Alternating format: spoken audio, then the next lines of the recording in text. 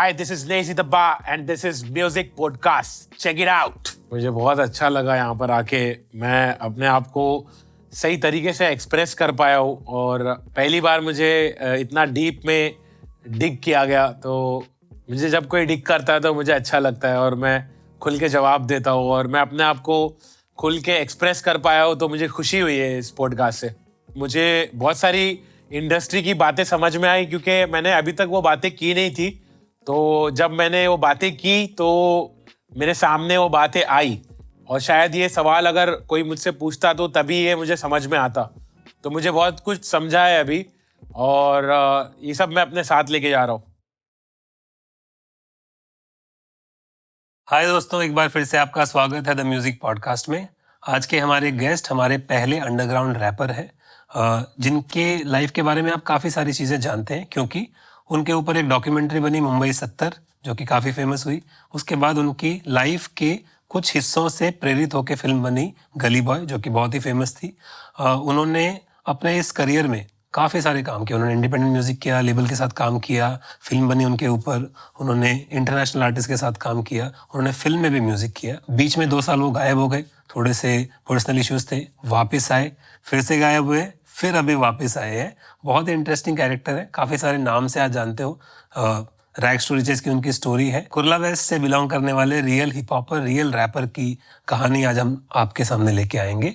उस गेस्ट को हम बुलाते हैं जिनको आप काफ़ी नामों से जानते हैं, बा 302, नेजी। एक्चुअली उनका असली नाम है नावेद शेख।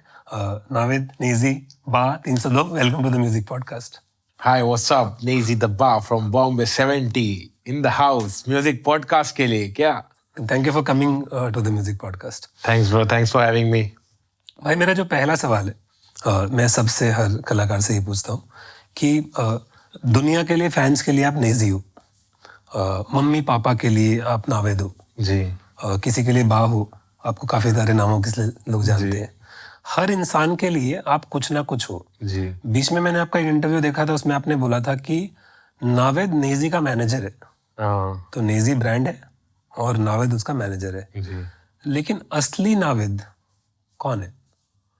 असली नावेद एक ऐसा शख्स है जो बहुत डाउन टू अर्थ है, सबसे प्यार करता है, नमाजें पढ़ता है और सबकी फिक्र करता है, माँ बाप की फिक्र करता है, दोस्ती निभाता है, वादे कस्में निभाता है।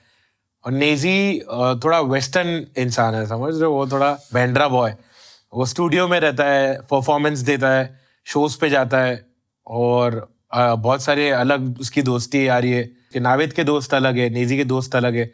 नावेद और नेजी 2 अलग कैरेक्टर है जिनको हैंडल करने वाला है बा 302 या जो भी बोलेंगे, वो नावेद और नेजी को संभालता है। और ये स्विच मेरे रोल्स रहते हैं जिसको मैं स्विच करते रहता हूँ। मैं फैमिली के सामने नावेद रहता हूँ, दोस्तों के साथ नावेद रहता हूँ और जब मैं स्टूडियो पे रहता हूँ, आर्टिस्ट लोग के साथ रहता हूँ तो मैं नेजी रहता हूँ। तो ये बहुत इंटरेस्टिंग कॉन्सेप्ट है जिसके बारे में मैं स्टडी कर रहा हूँ, मैं अपने आप को समझ रहा हूँ। और जैसे कि नेजी बहुत फ्यूचरिस्टिक है और नावेद थोड़ा ओल्ड स्कूल है और नावेद के पास वैल्यूज है, इमोशंस है, बहुत सारी चीज़ें है और नेजी एकदम बिंदास है, मुंह फट है और बहुत सारे डिफरेंस है, अपोजिट चीज़ें हैं दोनों में। और रिस्पेक्ट के मामले में दोनों इक्वल है। औरतों की इज्जत करना, समाज में बदलाव लाना, ये सब फिक्रें दोनों की मैच होती है। तो कुछ चीज़ें अपोजिट है नावेद और नेजी में, कुछ चीज़ें इक्वल है, मैच होती है। तो दोनों को मिला के मैं कभी कभी अपीयर करता हूँ कि दोनों साथ में एक साथ आ रहे हैं। तो वैसा भी होता है मेरे साथ कि कभी कभी सिचुएशंस, जैसी सिचुएशन रहती है वैसा मेरा रोल स्विच होता है। मैं किसी को जिसको नावेद चाहिए उसको नेजी देता हूँ, उसको नावेद नहीं देता हूँ। जिसको नेजी चाहिए उसको नावेद देता हूँ, उसको नेजी नहीं देता हूँ। तो उन लोगों को एनॉय करने, उन लोगों के साथ छेड़खानी करने मुझे मजा आता है। ऐसी सिचुएशन रहती है कि मुझे दोनों को साथ में लाना रहता है तो मैं दोनों को साथ में लाता हूँ। मॉम डैड के सामने, नमाज में, अल्लाह ताला के सामने, इंटरव्यूज में, शोज पे, बहुत सारी ऐसी सिचुएशन है जहां मैं दोनों को साथ में लाता हूँ कि हम लोग दोनों एक ही है, दोनों में ज्यादा डिफरेंस नहीं है। ये लोग दोनों एक दूसरे से बात तो करते होंगे? जी जरूर। तो ये दोनों जब बात करते हैं तो सबसे कॉमन बात कौन सी करते हैं?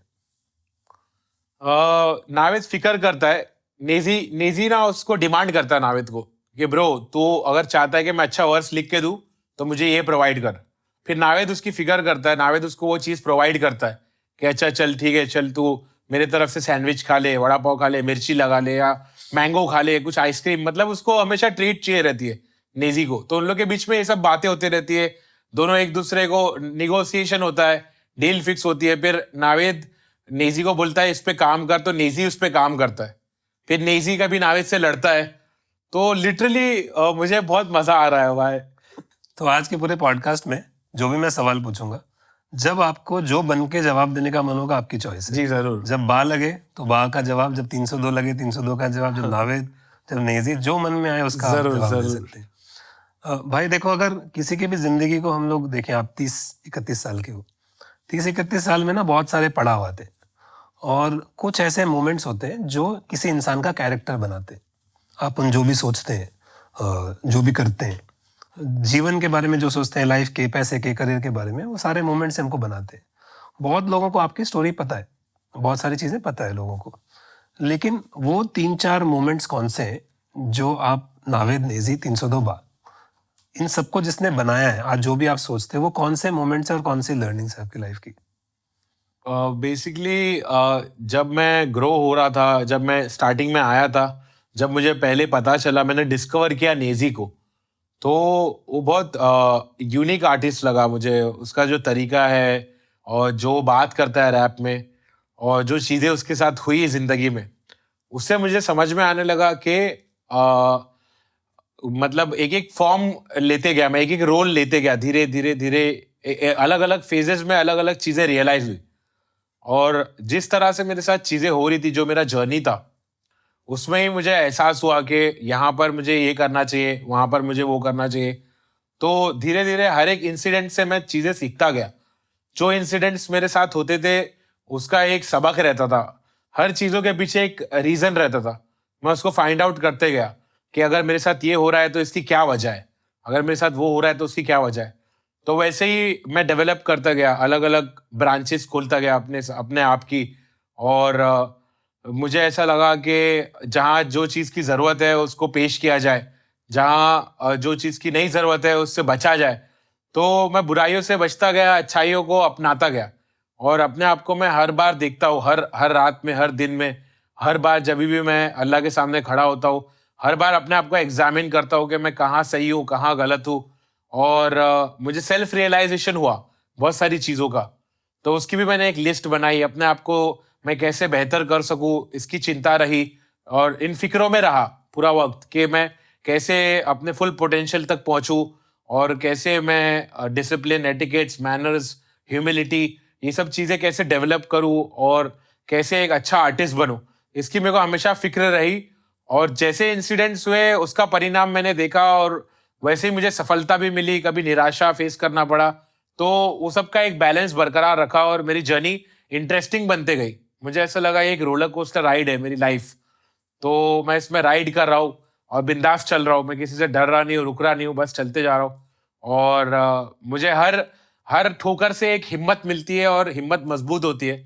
और मैं ठोकरों से मजबूत होते गया, और मैंने अपने आप को बहुत स्ट्रांग बना लिया। अभी मैं कोई भी चैलेंजेस के लिए तैयार हूँ। तो भाई, आपने बोला कि आपने काफी सारे इंसिडेंट से कुछ सबक सीखा। कोई भी 1-2 इंसिडेंट बता सकते हो कि ये इंसिडेंट थी और इससे ये सबक सीखा?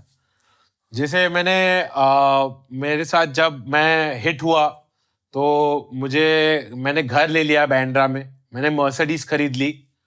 और मैं पूरी तरह से अपने इंस्टिंक्ट को भूलता गया, और मैं बैंड्रा बॉय बनने लगा, और मैं ज़्यादा पॉश लोगों के साथ उठने बैठने लगा। तो मैं अपने इंस्टिंक्ट को भूलता जा रहा था, मैं अपने रूट्स को भूलता जा रहा था।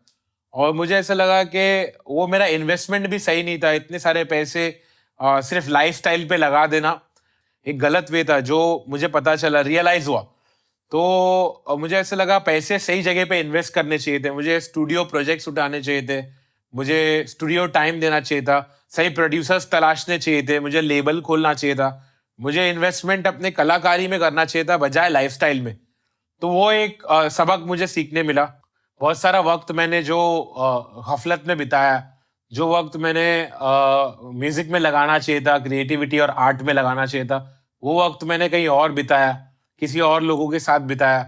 अपनी फैमिली के साथ भी मैंने गलत किया, लोगों के साथ गलत किया, फैंस के साथ गलत किया। तो ये सब बातें मुझे समझ में आई जब मैं अपने अगले फेज में गया। तो मुझे समझ में आई कि मैंने कितना गलत काम किया और क्यों मेरे साथ ऐसा हो रहा है। जो मेरा अप्स एंड डाउन्स था उस सब की एक वजह थी, और ऊपर वाला मुझे दिखा रहा था कि देख मैंने तेरे को सब दिया तो तूने वो चीज की वैल्यू नहीं किया, तो अब मैं तेरे से सब छीन लेता हूँ। तो अब मुझे जब सब चीज चले गई तो मुझे वैल्यू होने लगी सब चीजों की, कि मैं आर्टिस्ट हूँ, ये एक ब्लेसिंग है और ये एक तोहफा है, ऊपर का दिया हुआ, ऊपर वाले का दिया हुआ एक गिफ्ट है। तो वैसे इंसिडेंट्स मुझे याद है कि मैंने फैंस लोग को भी कभी ध्यान नहीं देता था उन लोग के ऊपर। उन लोग आते थे मेरे पास भाग दौड़ के, भाई एक सेल्फी चाहिए। मतलब मैं बहुत मूडी था कि मेरे मूड के हिसाब से सबको सबके साथ फोटोज नहीं खिंचाता था। जब मेरा मन होता था तब मैं खिंचाता था, और बहुत ज्यादा मैं उसमें जोन में रहता था, अपने ही जोन में रहता था। दूसरे दूसरे लोग क्या सोच रहे क्या कर रहे मुझे कोई फर्क नहीं पड़ता था।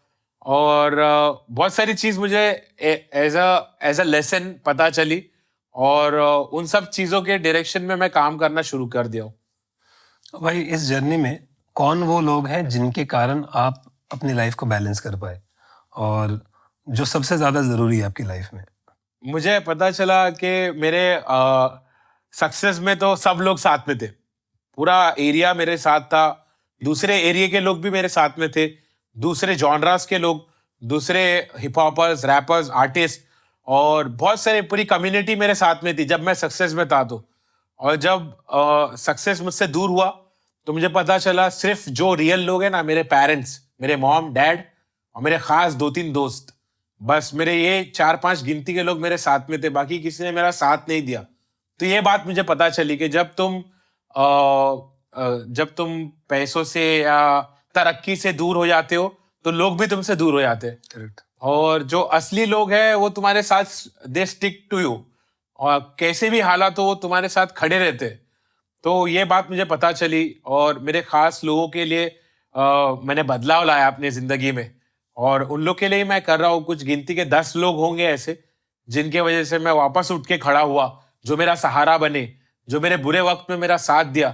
तो उनसे मुझे बहुत मोटिवेशन मिलता है, बहुत अपलिफ्टमेंट मिलता है, और मैं उनके लिए ही कुछ कर रहा हूँ, और उनके लिए ही मुझे तब्दीली लानी है अपने आप में और समाज में, और एक अच्छा मिसाल बनना है, एक अच्छा आइकन बनना है नए बच्चों के लिए, और मेरे पेरेंट्स के लिए, मेरे खास दोस्तों के लिए मुझे बहुत मेहनत करना है, सफलता हासिल करना है। उनमें से किसी दोस्त का नाम लेना चाहोगे किन्हीं का? हाँ जरूर, माऊ भाई, सिद्धांत, सलमान, चैतन्या, निखिल नायक, और आरिस, बिलाल, और बहुत सारे लोग हैं, सब अंटर पंटर अपनी सब पब्लिक। टूटू, एक टूटू नाम का है दोस्त है मेरा, और 70 और 17 और 59 सबको शाउट आउट और सलाम।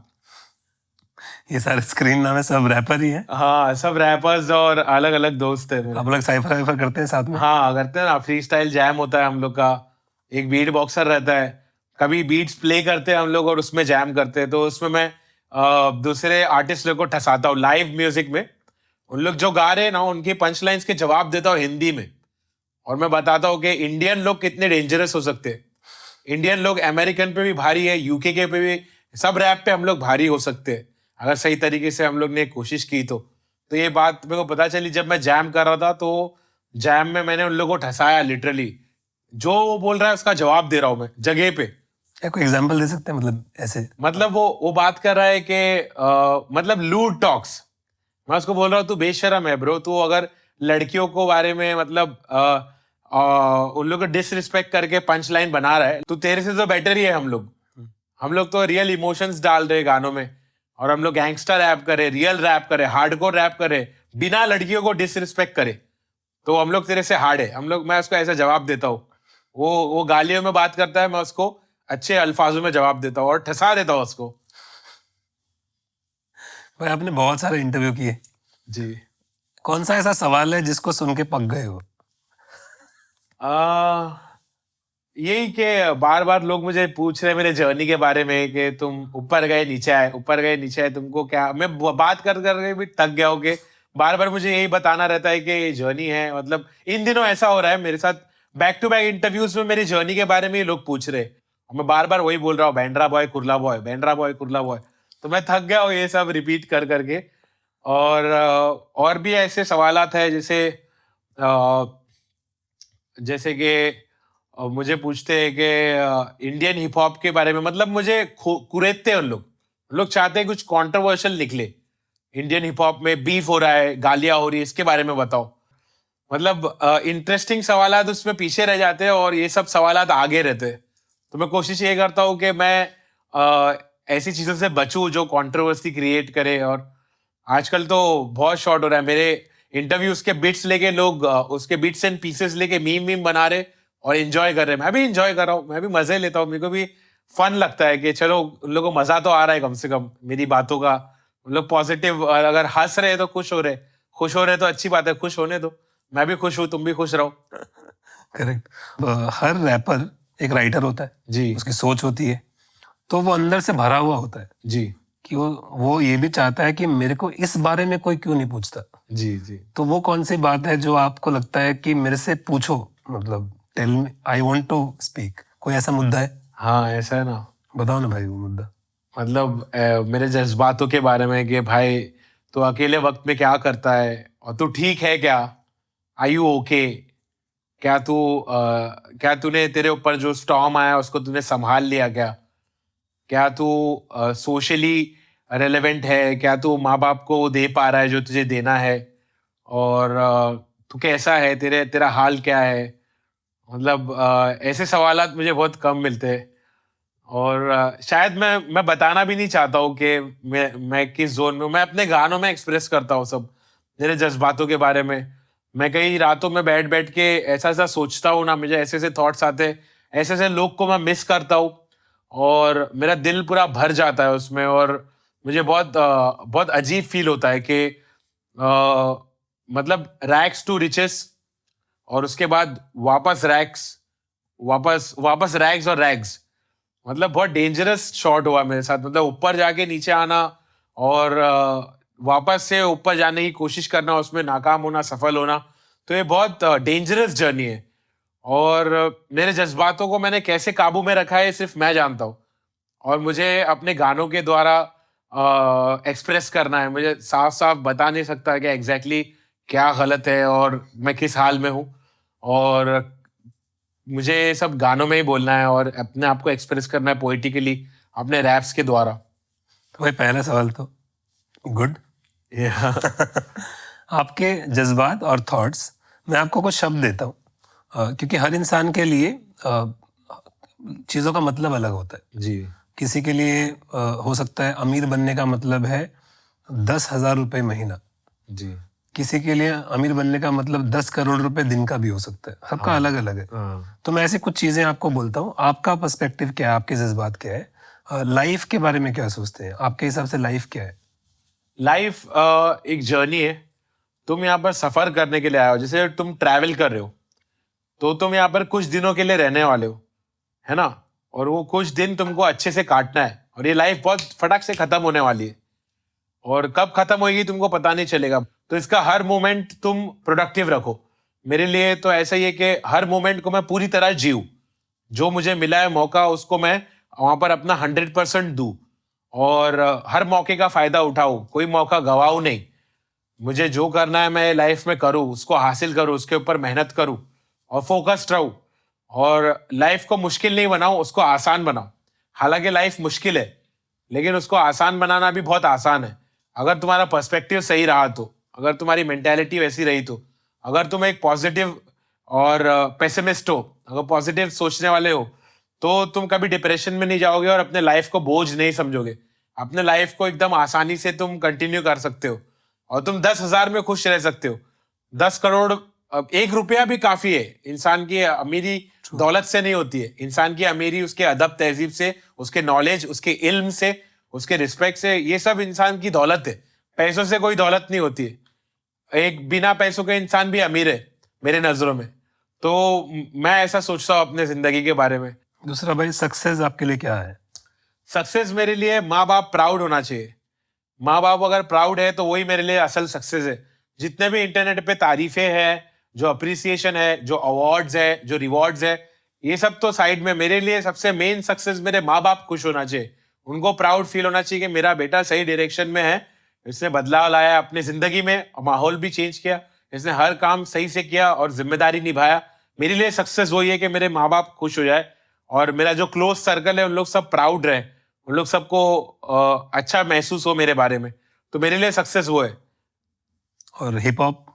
हिप हॉप मेरे लिए एक जरिया है कम्युनिकेशन का, कि मैं अपने जज्बात को जाहिर करूं, लोगों से कनेक्ट हो और जो सही मैसेज है उसको लोगों की जिंदगी में उतारूं, और जो सही जिंदगी जीने का तरीका है वो मैं डिस्कस कर पाऊं, जैम कर पाऊं लोगों के साथ, मेरा थॉट्स और मेंटालिटी उनको पता चले। मेरे जो एक्सपीरियंसेस है उसके द्वारा मैं लोगों को बताना चाहता हूं कि मेरे जिंदगी में ऐसा हुआ, तो वो रिलेट करते कि उनके जिंदगी में जो हो रहा है वो भी सिमिलर है।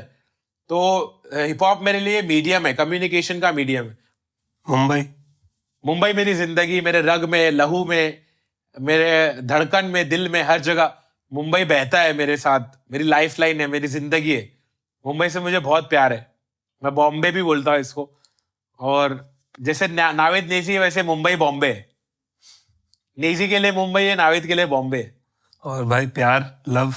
प्यार मेरे लिए जो यूनिवर्सल है, सिर्फ एक लड़की से नहीं, सिर्फ अपनी माँ बाप से नहीं, प्यार मेरे लिए हर एक मखलूक से, जो जो इंसेक्ट्स है, जो फिशेज है, जो बटरफ्लाईज है, जो लायंस है, जो कैट्स है, जो डॉग्स है, जो पेट्स है, जो लोग है, जो ईश्वर है, मेरा यूनिवर्सल लव है। और भाई असली स्ट्रगल क्या है आपके लिए? असली स्ट्रगल वो है जब तुम्हारे पास पैसे नहीं रहते हैं, तुम्हारे पास अपॉर्चुनिटीज नहीं रहती है, तुम्हारे घर वाले तुम्हारा साथ नहीं देते, तुम्हारे दोस्त तुमको छोड़ के चले जाते, और तभी भी तुमको लड़ना होता है, तभी भी तुमको बढ़ना होता है, तभी भी तुमको सर्वाइव करना होता है। वो सर्वाइवल असली स्ट्रगल है। वहां पर जहां तुम अटके हुए हो एक जगह पर, जहां से तुमको बाहर आना है और तुमको पूरी तरह से बाहर आने नहीं मिल रहा है, और तुम लड़ रहे हो अपने आप से और अपनी ख्वाहिशात से, जो लड़ अपने नफ्स यानी डिजायर, अपने डिजायर से जो लड़ना है वो असली स्ट्रगल है। अपने डिजायर से लड़ना है, फोकस रहना है, और आने वाली सारे परेशानियों से अपने दिल को, दिमाग से उसको छाटना है और रास्ता क्लियर करना है। वो सब असली स्ट्रगल है। अपने आप से लड़ना असली स्ट्रगल है। भाई देखो, आपने अपना करियर में सारी चीज़ें देखी, कि आपने गरीबी देखी, गरीबी में गलत संगत देखी, पुलिस स्टेशन गए, उसके बाद वापस ठीक हुए, फोकस किया म्यूज़िक पे, गाना हिट हो गया, जितना सोचा था उससे बड़ा हिट हो गया। उसके बाद में अपॉर्चुनिटीज़ आई, बहुत सारा काम किया, पैसा देखा, फिर आपकी डॉक्यूमेंट्री बनी, वो डॉक्यूमेंट्री भी बेस्ट डॉक्यूमेंट्री का उनको अवार्ड मिला। उसके बाद इतनी बड़ी फिल्म बनाने के लिए आपको कंसल्ट किया गया। मैं लोगों को बता दूं कि फिल्म आपके ऊपर नहीं है, फिल्म आपकी कहानी से प्रेरित है, it's a fictional drama, but आप इतने बड़े बड़े काम मिले। अब ये सारी जर्नी, ऐसा कोई गरीब बच्चा जो 16 साल का, जिसके अंदर भूचाल है, और जो शायद कल का नेजी है, या वो अभी ये इंटरव्यू देख रहा है, आप अपनी जिंदगी में से उसको क्या बताना चाहोगे कि ये सारे काम कभी नहीं करने का, हाँ, और ये सारे काम जरूर करने का? देखो, सबसे पहली बात तो ज्यादा एक्साइटमेंट में डिसीजंस नहीं लेने का है, ज्यादा खुशी में डिसीजंस नहीं लेने का है, और खुशी और गम को बैलेंस करने का है। और जो देख रहे हो तुम वो सब को फॉलो नहीं करने का है, खुद से कुछ इन्वेंट करने का है, खुद का नजरिया पेश करने का है, ब्लाइंडली वेस्टर्नाइज नहीं होने का है, ब्लाइंडली कोई भी चीज को फॉलो नहीं करने का है। हर चीज को धीरे धीरे एक एक करके समझना है और आराम से डिसीजंस लेना है, एक एक करके स्टेप बाय स्टेप डिसीजंस लेना है। और सबसे बड़ी गलती तुम ये कर रहे हो कि तुम प्रोडक्टिव नहीं हो, तुम मोबाइल पे स्क्रॉल कर रहे हो, तुम मीडिया का यूज कर रहे हो, तुम ये सब टाइम पास कर रहे हो, लेकिन तुम इस वक्त सबसे ज्यादा प्रोडक्टिव होना चाहिए। जब तुम 16 साल के हो तो तुमको बहुत प्रोडक्टिव होना चाहिए, तुमको अपने स्किल्स पर काम करना चाहिए, तुमको मेहनत करना चाहिए, तुमको ये समझना चाहिए कि तुम्हारा फ्यूचर पक्का हिट होने वाला है। अगर तुम इसको मैनिफेस्ट करोगे, तुम इसको समझोगे अच्छे से और प्लान करोगे, तो तुम ऑटोमेटिकली सक्सेस तुमको मिलेगा।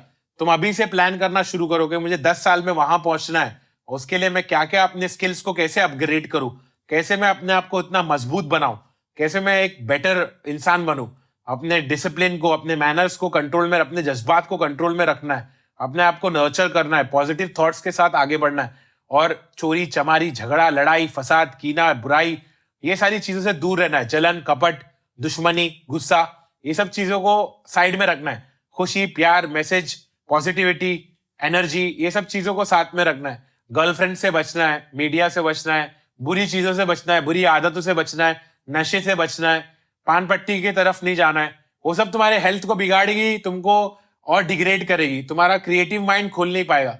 तो बहुत सारी चीजें हैं जिससे तुम बचो और अपने आप को मजबूत बनाओ। अपने डिजायर्स को अपने ऊपर हावी होने मत दो, तुम उस अपने डिजायर्स के ऊपर हावी हो जाओ।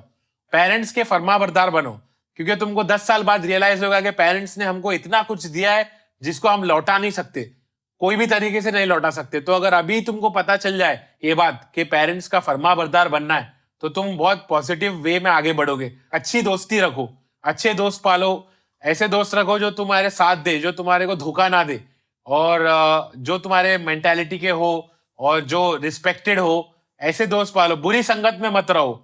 स्पिरिचुअलिटी और आफ्टर वर्ल्ड के बारे में स्टडी करो, मेडिटेट करो, और हॉनरेबल जगह बनाओ अपनी सोसाइटी में, और फिक्रमंद रहो सोसाइटी के बारे में, फिक्रमंद रहो, न्यूज देखो, और जागरूक रहो, लड़कियों की रिस्पेक्ट करो, और अच्छा खाना खाओ, और पॉजिटिव माइंडसेट रखो, और आगे बढ़ो बिंदास। निजी दबा तुम्हारे साथ है।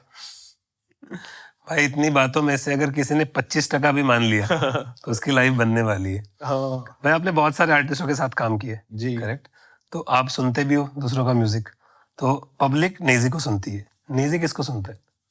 नेजी थोड़ा यूके ग्राइम और old school, NY, east coast, west coast, gangster rap, old school और न्यू स्कूल में ड्रिल वगैरह, यूके ग्राइम, और ऐसे रैपर्स जो कड़क बार्स देते और जिनकी स्पीड रहती है यूनिक, बहुत यूनिक स्पीड में उन लोग स्पिट करते, टेम्पो जिनका बहुत फास्ट रहता है, और जो फ्यूचरिस्टिक रहते हैं, ऐसे आर्टिस्ट लोग को मैं सुनता हूँ, डिस्कवर करता हूँ। मैंने प्लेलिस्ट बनाई है काफी। जून 2022 की प्लेलिस्ट है मेरी, अगस्त 2019 की प्लेलिस्ट है, 2017 सितंबर की प्लेलिस्ट है। ऐसी मेरे पास प्लेलिस्ट है, और उस जमाने में मैं वो जो गाने सुनता हूँ वैसे ही मेमोरीज मेरी स्टोर हो जाती है। फिर मैं आगे जाने के बाद जब वो रीप्ले करता हूँ तो मैं उस एरा में पहुंच जाता हूँ। तो ऐसा मैं जैम करते रहता हूँ, कभी पुराना म्यूजिक लगा देता हूँ तो मैं उस जोन में आ जाता हूँ, फिर कभी नया म्यूजिक। ऐसा कभी कभी मेरा मन करता है कि मैं फ्री स्टाइल रैप सुनूं, कभी मेरा मन करता है कि न्यू स्कूल सुनूं। सबको लगता है कि मैं सिर्फ ऑर्थोडॉक्स ओरिजिनल हिप हॉप सुनता रहूंगा, लेकिन कभी कभी मैं न्यू स्कूल भी सुनता हूँ अपनी खुशी के लिए, या मुझे जैम करना रहता है, जब जोन में आने का रहता है तो मैं कभी कभी सुन लेता हूँ ऐसे रैप्स। तो न्यू स्कूल में कौन सा आर्टिस्ट सुना आपने? लिल वेन, YMCMB, ये सब बचपने में मेरे को अच्छे लगते थे लोग। हालांकि उन लोग मतलब जैसे नास है, टूपाक है, राकिम है, इन लोग के जैसे नहीं है। उन लोग थोड़ा न्यू जनरेशन के, तो उनको भी मैं सुनता हूँ कभी कभी। मेरे को दिल बहलाने के लिए कभी कभी म्यूजिक सुनने का रहता है। नास के साथ तो आपने काम भी किया है। जी जी। तो आपने जितना भी गाने आज तक किए हैं, सबसे ज्यादा मजा कौन से प्रोजेक्ट पे आया? मुझे सबसे ज्यादा मजा आफत वापस में आया। आफत वापस बहुत ऐसा मेरा गायब होना, वापस आना, तो वही आफत मेरा फेवरेट ट्रैक था, और आफत को वापस लाना मेरे लिए बहुत क्रिएटिव चीज थी। तो मैं उसका हुक जैसे मैंने बनाया था, फ्लिप करके वर्ड्स को, कि आया आफत वापस, साथ में लाया क्या वापस आफत, ऐसा ऐसा खेल रहा हूं मैं। बीच बीच में कुछ और बोल रहा हूँ, साथ में लाया क्या बच के रहना बेटा, आफत वापस, साथ में लाया क्या बच के रहना बेटा, वापस आफत। एक बार फिर से बोले आफत वापस। तो ऐसा पूरा माइंड मेरा घूम गया था, वो सुनने वाले भी थोड़ा उन लोग का दिमाग घूम गया था उसमें कि ये क्या बनाया है भाई। हमेशा मैं कोशिश ये करता हूँ कि मेरा म्यूजिक सबसे यूनिक रहे और मैं स्टैंड आउट करूँ अपने म्यूजिक को लेकर। तो मैं एक्सपेरिमेंट्स करते रहता हूँ। मुझे म्यूजिक बनाने ही बहुत मजा आता है भाई। जो भी प्रोजेक्ट्स पे हूँ मैं, हर प्रोजेक्ट पे मुझे बहुत मजा आता है। आजाद हूँ मैं मुझे बहुत मजा आया था जब जियो सावन के साथ मैंने काम किया था। फिर मुझे रिसेंटली अभी एंटी फितना जो बनाया उसमें बहुत मजा आया। हम लोग ने पूरा जैसे यूएस वगैरह में मूवीज में दिखाता है कि स्टूडियो में सब जैम करते रहते, सबके हेड्स बॉब होते रहते, सब क्लैप्स करते रहते, एक वाइब क्रिएट होता है, वैसा एग्जैक्टली मेरे साथ हुआ इस बार। एक प्रोड्यूसर, 4 दोस्त, हम लोग सब एक रूम में जैम कर रहे और तालियां वालियां मार रहे और सब नॉड कर रहे और वो निकलते जा रहे जगह पे हम लोग गाना बना रहे। मेरे वाइब को, मेरे एनवायरनमेंट को उसने कैप्चर कर लिया म्यूजिक में। और मुझे मेरे दिल के बहुत करीब था। मुझे ऐसे जल्दी करने नहीं मिलता है, इतने सारे लाइफ के मतलब बंदिशों में बंद गया हूं कि लाइफ में इतना प्रेशर है ना कि मुझे करने नहीं मिलता है। बहुत मुश्किल से मुझे करने मिला, तो मैं बहुत खुश हुआ कि मुझे करने मिला, और आई एम ब्लेस्ड कि मुझे ये मौका मिला और मुझे बनाने मिला गाना। फाइनली मैंने गाना बनाया, अपने दिल से बनाया, और मुझे बहुत मजा आया। उसके प्रोसेस को मैं एक्सप्लेन नहीं कर सकता हूँ मुझे कितना मजा आया। तो जिन्होंने भी एनटीफ इतना नहीं सुना है, प्लीज जाके सुने। लेटेस्ट एल्बम है नेजी भाई की, 4 गाने रिलीज कर चुके हैं, और भी गाने हैं उसमें? नहीं, और एक बोनस ट्रैक है। एक बोनस ट्रैक है, वो अभी आने वाला है। हाँ, आने वाला है, कल रिलीज होगा वो। कल जब तक ये पॉडकास्ट आएगा तब तक रिलीज हो चुका होगा, प्लीज वो भी सुनना और बताना कैसा लगा। भाई ऐसा कोई आर्टिस्ट है जिसके साथ आपका सपना है कोलैबोरेट करने का? AR Rahman sir. और AR रहमान सर के साथ आप कैसा ट्रैक बनाना चाहते हैं? मुझे उनके साथ पूरा ऐसा इंडियन हिप हॉप का मतलब ऐसा नेक्स्ट लेवल काम करना है कि मतलब जैसे डॉक्टर ड्रे और एमिनेम मिले वैसा कुछ एक प्रोजेक्ट मुझे ऐसा करना है कि जो इंडियन हिप हॉप को नेक्स्ट लेवल पर लेकर जाए। यूके वाले, US वाले, जापान वाले, हर पूरे दुनिया के जितने भी हिप हॉपर्स है सबको ठसाने का है कि बोलने का इंडियन हिप हॉप बोले तो सबसे सॉलिड, सबसे खतरनाक। भाई आपने काम किया है इंडिपेंडेंट, अपना गाना खुद किया, आपने लेबल के साथ भी काम किया, सोनी के साथ, आपने फिल्म के साथ भी काम किए, करेक्ट, आपने ब्रांड्स के साथ भी काम किए जी। तो ये अलग अलग तरीके का जो काम करने का एक्सपीरियंस है, थोड़ा बता सकते हो कि इसमें डिफरेंस क्या है सब के लिए जब काम करते हो? हाँ, तो ब्रांड्स के साथ जब काम करते हो, जब तुम बंध जाते हो, तुमको सामने वाले की बात सुनना पड़ता है। जब तुम कोई प्रोजेक्ट कोई लेबल के साथ करते हो या कोई और एंटिटी के साथ करते हो, लेबल की जैसी एंटिटी होती है, जैसे कोई चैनल हो गया या कोई ऐसा फर्म हो गया, कोई ऐसा प्लेटफॉर्म हो गया, तुम्हारा तरीका पूरा अलग हो जाता है। तुम ज्यादा सीरियस हो जाते हो और तुमको प्रोफेशनली वो रोल प्ले करना पड़ता है कि मैं अपना 16 बार एकदम कीमती बनाऊं, अपना 8 बार एकदम कीमती बनाऊं। तो बेसिकली दिमाग में ये रखने का रहता है कि ये आर्ट फॉर्म है, इससे मुझे कुछ हासिल हो ना हासिल हो, मैं अपने आप का 100% दूंगा। और मेरे को अप्रिसिएशन के लिए या पैसों के लिए नहीं करना है, मुझे बस रजिस्टर होना है, मुझे बस आइकॉनिक काम करना है जो जिंदगी भर रहे। लड़कियां, पैसा, दौलत, शोहरत, अप्रिसिएशन, ये सब तो मिलते रहता है, लेकिन ये सब के लिए मैं काम नहीं कर रहा हूं। मैं काम कर रहा हूं ऐसी चीजों पर कॉन्सेंट्रेट कर रहा हूं जो जिंदगी भर बाकी रहे। बाकी रहने वाली चीजों पर ध्यान देना है, काम वैसे करना है। और भाई पैसा जरूरी है जीवन में जी। अगर हम बोले कि आपका एक तो है क्रिएटिव साइड और एक है फाइनेंशियल साइड, जी। उसको बैलेंस करने के लिए क्या करते हो? बहुत मुश्किल है उसको बैलेंस करना, बहुत आसान नहीं है कि जब तुम क्रिएटिव रहते हो और तुम्हारे पास पैसे नहीं रहते तो तुमको रुकना पड़ता है सही मौके के लिए। तो आर्टिस्ट की जिंदगी में ऐसा होता है और उसको बैलेंस करना काफी मुश्किल है। मुझे ऐसा लगा कि मैं सब ऊपर वाले के हाथ में छोड़ दूं, मेरा पूरा यकीन ऊपर वाले पर हो जाए कि मेरी जर्नी है, मैं वहां तक पहुंचूंगा, इतना मुझे यकीन है अपने आप पर। तो जब यकीन और भरोसा रहता है ना, जब हिम्मत रहती है ना, तो तुमको घबराहट नहीं होती है। जब तुम नेगेटिव नहीं सोचते हो, तुमको फर्क नहीं पड़ता है। तुम पैसे नहीं होने पर भी तुम क्रिएटिव रहते हो। कभी कभी ऐसा होता है कि पैसे रहने पर ही इंसान की क्रिएटिविटी आती है, लेकिन जब तुम्हारा यकीन मजबूत रहता है तो शायद तुम तभी भी क्रिएटिव रहोगे जब तुम्हारे पास पैसा ना हो। तो फाइनेंशियल एस्पेक्ट बहुत मायने रखता है आर्टिस्ट के करियर में। तो उसका सोल्यूशन ये भी है कि कोई ऐसा फर्म फाइंड आउट करना, कोई ऐसा लेबल फाइंड आउट करना जो तुमको स्पॉन्सर करे। अगर तुम स्पॉन्सर्ड आर्टिस्ट हो तो तुम बेफिक्र रहोगे, फिर तुम्हारा क्रिएटिविटी में पूरा ध्यान लगेगा। तो नावेद और नेजी के बीच में यही निगोसिएशन चलता है कि नावेद बोलता है, देख भाई मैं तेरे को दे रहा हूँ पैसा, तू टेंशन मत ले, मैं कहीं और से जुगाड़ कर रहा हूँ, तू खाली काम पे ध्यान दे। तो जब इंसान का मैनेजमेंट होता है, जब इंसान को सपोर्ट होता है, तो वो आर्टिस्ट फिर क्रिएटिविटी पे पूरा ध्यान देता है। और अगर उसके साथ ऐसा ना हो तो फिर उसका करियर पूरा मतलब एक रिस्क हो जाता है कि मतलब वो अच्छा क्रिएट नहीं कर पाता है। फिर उसको फिक्र लगे रहती है कि यार मेरा तो ये ऐसा है, तो मैं कैसे काम पे ध्यान दूं, क्या करूं, मैं कैसे क्रिएटिव हो, परेशान रहता है। अगर वो ज्यादा परेशान है तो कम क्रिएटिव है, अगर वो नॉर्मल है, संतुष्ट है और शांति में है तो वो ज्यादा क्रिएटिव है। ऐसा एस्पेक्ट है। तो अभी आपकी टीम में नावेद को छोड़ के और कौन कौन है और वो लोग क्या क्या करते हैं? मेरी टीम में और एक नया मैनेजमेंट मैंने साइन किया। मेरा पुराने मैनेजमेंट के साथ मैंने बहुत काम किया, लेकिन उन लोग के साथ मेरा रिश्ता बहुत अच्छा था। मैंने कई लाखों रुपए कमाए। मेरा सेकेंड फेज था। मेरे फर्स्ट फेज में जो मैनेजमेंट था उनके साथ भी मैंने बहुत काम किया, कई लाखों रुपए कमाए। OML। फिर इनके साथ काम किया मैंने, अपना कलेक्टिव जो पहले कॉन के नाम से जाना जाते थे, अभी मैं बैंडेज के साथ काम कर रहा हूँ। तो मैं अलग अलग मेरे थर्ड फेज है, तो इस फेज की अभी शुरुआत हुई है। पहला EP आया है, एक एक करके हम लोग स्टेप्स लेने वाले। तो इसमें पूरी एक टीम है, कुछ लड़कियां हैं, कुछ लड़के हैं जो एक्सपीरियंस लोग हैं और जिनको मैं बहुत दिल से मानता हूँ, उन पे ट्रस्ट करता हूँ। हमारा नया रिश्ता है, लेकिन मुझे उन पे पूरा भरोसा है कि इन लोग हैंडल कर लेंगे। कैसे भी टाइप का काम मैं लेकर आऊँ, काम मेरे को लाना है, इतना मुझे समझ में आया, काम मेरे को लाना है। मेरी एक्टिविटीज पर काम आएंगे और हम लोग पिच भी कर सकते हैं काम के।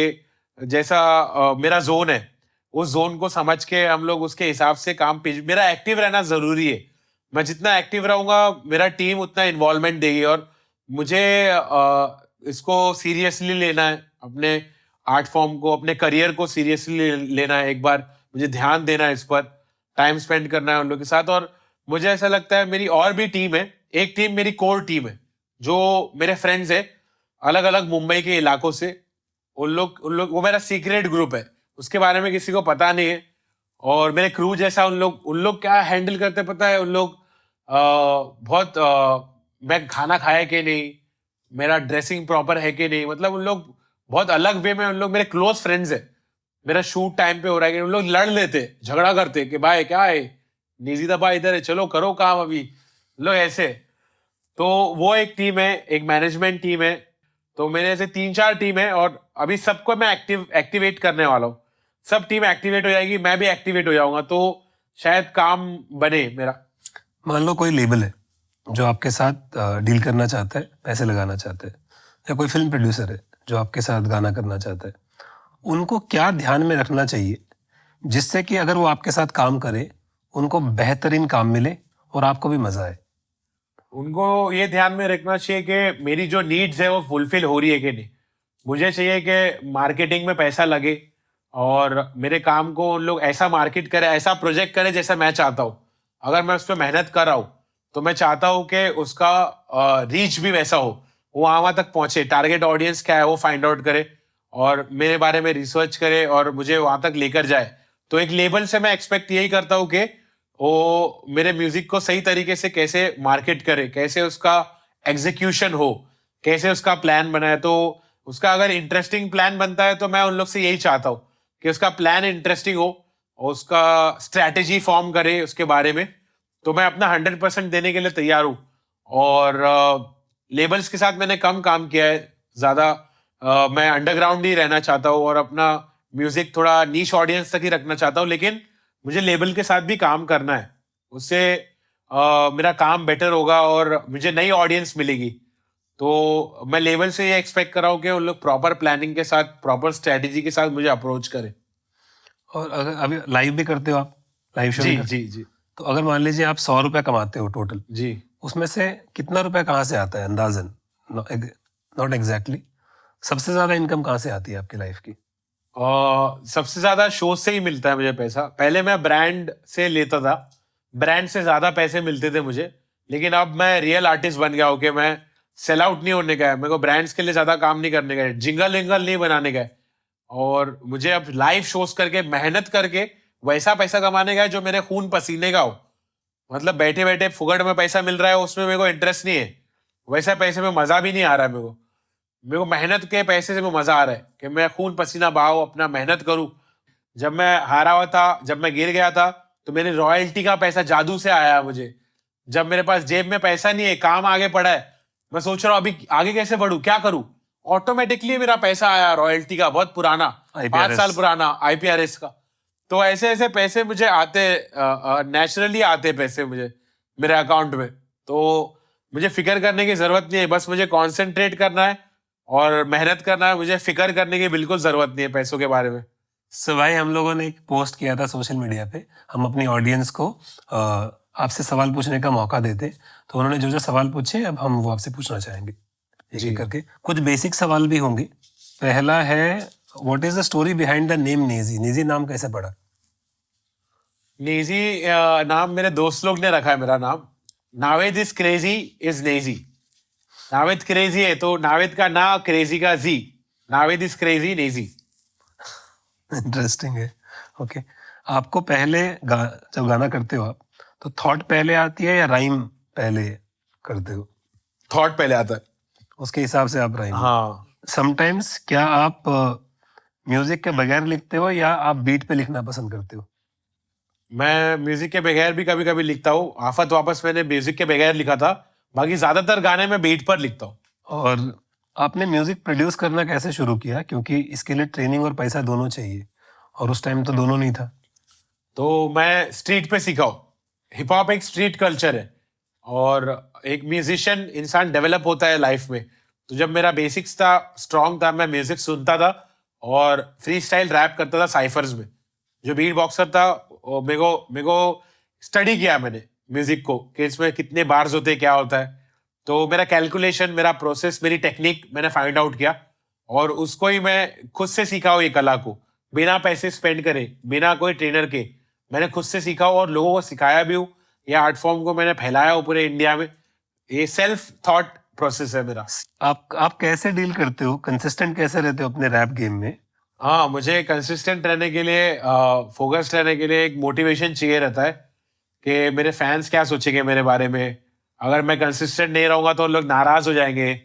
उन लोग को दूसरे लोग से लड़ना है. उन लोग लड़ते रहते हैं मेरे लिए कि नहीं भाई नेजी हार्ड है.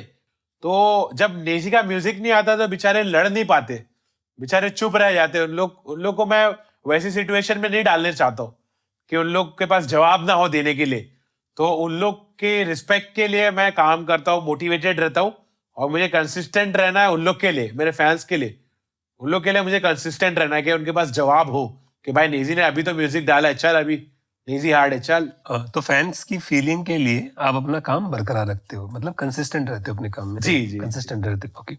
ऐसा कौन सा टॉपिक है जिसपे अभी तक आपने गाना नहीं लिखा, जिसपे आप गाना लिखना चाहते हो फ्यूचर में? मोहब्बत पे अच्छे से नहीं लिखा मैंने. जो भी लिखा वो जैसे ऊपर ऊपर के दिल से लिखा क्योंकि वो दूसरे लोग के लिए था. अभी मुझे असल प्यार और मोहब्बत का मतलब अभी समझा है, मुझे इस एज में आके समझा है. तो मुझे उसके बारे में कुछ एक्सप्रेस करना है जैसा मैंने नहीं किया अभी तक, वैसा मुझे एक्सप्रेस करना है वो चीज. क्या किसी दूसरे आर्टिस्ट को डिस करना जरूरी है अपना करियर बढ़ाने के लिए? नहीं, ऐसा मुझे नहीं लगता है. डिस करना जरूरी नहीं, लेकिन कॉम्पिटिटिव रहना जरूरी है. और पॉजिटिव स्पोर्ट नेचर के बार्स रहे तुम्हारे के, किसी को पर्सनल नहीं डिस करे. स्पोर्टिव वे में डिस कर सकते हैं कि पेन गेम मेरा स्ट्रांग है तेरे से, ऐसी बात कर सकते हैं. ये सब बात नहीं करना चाहिए जो इंसान जिससे मतलब गिरी हुई हरकत या गाली गलौज या किसी को पर्सनली टारगेट करना, किसी के माँ बहनों पर जाना, ये सब नहीं होना चाहिए डिस गेम में. आपको MTV हसल कैसा प्लेटफॉर्म लगता है रैप और हिप हॉप के लिए? बहुत सही प्लेटफॉर्म लगता है. मैं अप्रूव करता हूँ वो प्लेटफॉर्म को. मेरा फुल वैलिडेशन है उसके लिए. और वहां से सही सही आर्टिस्ट बाहर निकलते हैं और वो लड़के लोग बहुत मेहनत करते हैं. जगह पे उन लोग गाना बना के लाते हैं, जगह पे याद करते हैं, जगह पे परफॉर्म करते हैं. ये सब बहुत आसान काम नहीं है, बहुत मेहनत का काम है और सिर्फ टैलेंटेड लोग कर पाते हो. मेरे लिए तो बहुत सही प्लेटफॉर्म है मुझे लगता है MTV हसल.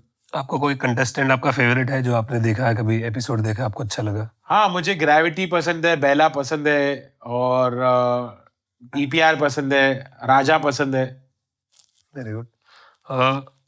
अगर आपको बॉलीवुड में करियर बनाने का मन हो कभी, तो रहमान सर का नाम तो आपने लिया, रहमान सर के अलावा भी कौन से मेन स्ट्रीम कंपोजर है जो आपके बकेट लिस्ट में है कि ये लोगों के साथ भी काम कर सकता हूँ मैं? मतलब मेरे को विशाल शेखर के साथ भी काम करना है. और मतलब हिप हॉप बहुत कम हुआ है बॉलीवुड में, बहुत लिमिटेड हिप हॉप हुआ है. तो मुझे ऐसे हिप हॉप जोन में जो करते हैं उनके साथ काम करना है. तो आप ओपन हो, है ना? अगर कोई करना चाहे तो आप करने में इंटरेस्टेड हो? जी, मैं इंटरेस्टेड हूँ. फैंटास्टिक. स्टूडेंट का सवाल है कि कितने तरीके के रैप म्यूजिक है एग्जिस्ट करते हैं? 5 से 10 तरीके के रैप म्यूजिक है. ट्रैप है, हिप हॉप है, ओल्ड स्कूल है, न्यू स्कूल है, गैंगस्टर रैप है, ड्रिल है, ग्राइम है और वेस्ट कोस्ट है, ईस्ट कोस्ट है और लोफाई है. डिफरेंस क्या है इसमें? इसमें बहुत डिफरेंस है भाई. उसका ट्यून का डिफरेंस है, मेलेडी का डिफरेंस है, बूम बैप का किक और स्नेयर का डिफरेंस है। ट्रैप का किक और स्नेयर पैटर्न अलग रहता है, 808 अलग रहता है, 808 जो बेस रहता है वो अलग रहता है, बेस लाइन अलग रहती है, मेलेडी अलग रहती है।